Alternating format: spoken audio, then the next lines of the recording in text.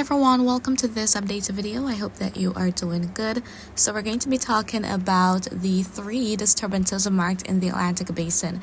Now we can see that all three are highlighted in yellow. So the Caribbean disturbance as well as that one within the vicinity of the Cabo Verde Islands were both highlighted in orange, indicating a medium chance of formation, but the chance has slightly decreased since, down to 30%. So they were both at 40, now they're down to 30%. Chance of development over the next couple of days. And then there is that other system that is moving to the west, not too far from the Lesser Antilles, and that one is given a 10% chance of formation. So low chance all across the board right now for development in the Atlantic Basin.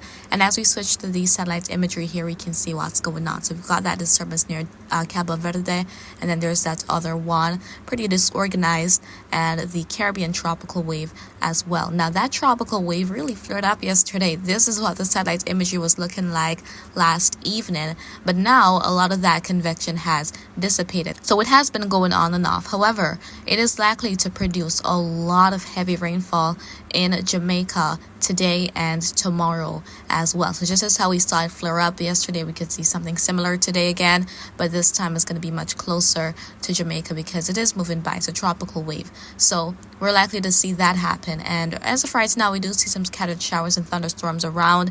Not much going on for the Lesser Antilles, maybe some passing showers at the most. And then for Central America, Belize, parts of the Yucatan, headed to sections of El Salvador, there's been some showers and thunderstorms around from earlier this morning. And even near the ABC Islands, a bit of convection nearby as well. So let's go ahead and take a look at the rainfall forecast. We can see here that the Caribbean is looking pretty colorful. So for Jamaica, as I said, there could be some periods of very heavy rain, especially later today, and that can trigger flooding. Not only that, but gusty winds and also those pretty choppy seas. So not the very ideal day for going out to the beach, especially for persons along the southeastern coast of the island. And as we head toward the vicinity of Central America, we also see that it's quite colorful there. So Mexico, Belize, Guatemala, El Salvador, Honduras, Nicaragua, parts of Costa Rica and Panama likely to experience some downpours as we head throughout today. It's not going to be for everywhere within Central America, but for many places there's going to be some downpours. Cayman Islands may experience some showers as well. Similar thing for Cuba, parts of Hispaniola. As we head toward Puerto Rico, the Virgin Islands, and through the Lesser Antilles, not a very high chance of rainfall, but there could be some scattered showers and thunderstorms regardless.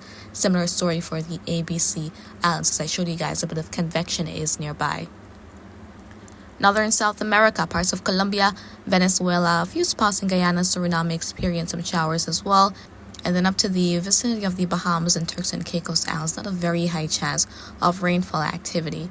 But going towards the vicinity of Florida, we can see that it gets a bit colorful there. So there could be some showers and thunderstorms around. So going back to the disturbances, for that Caribbean one, it is going to be approaching Central America later this week, and some models show it briefly, trying to get itself together maybe as a depression or storm making its way in. But it doesn't seem as though it's going to be taking advantage of the environment to become a tropical cyclone in the Caribbean. We'll see what happens once it makes its way into the Gulf, because the Gulf is very warm in terms of, the sea surface temperatures to really help to support development.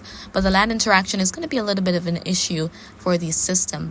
And then for that other one, as I said, 10% chance it's going to be moving to the west. Models are not really showing a whole lot becoming of it. And then that next system likely to move up to the northwest. So that is what is going on right now, guys. And in terms of the long term for the month of September, let's take a look at the update from the Climate Prediction Center. So this is the Global Tropics Hazards Outlook map, and this is focused on the probability of tropical cyclone formation.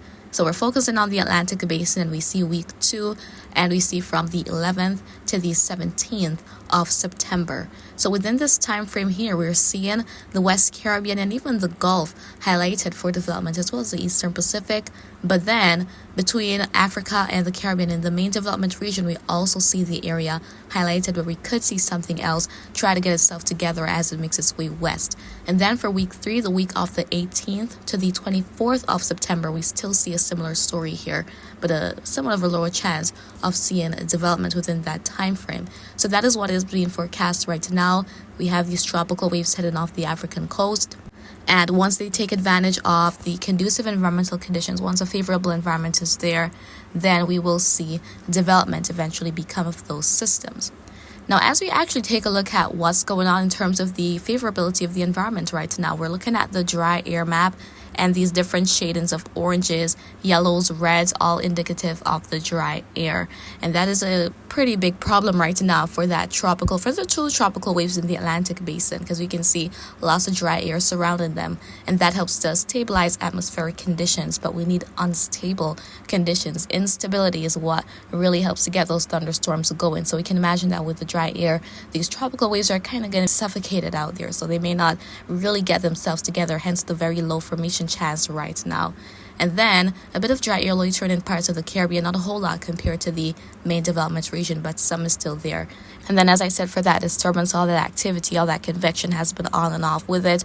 We're likely to see another sort of blob become of it as we head into later today. And of course, there's likely to be that increase in rainfall for Jamaica. So if you are in Jamaica, my fellow Jamaicans, especially if you have kids going out to school, just ensure that they have their umbrellas with them just in case of that. And should you encounter any floodwaters at any point, not only today, but in general, please do not attempt to go through.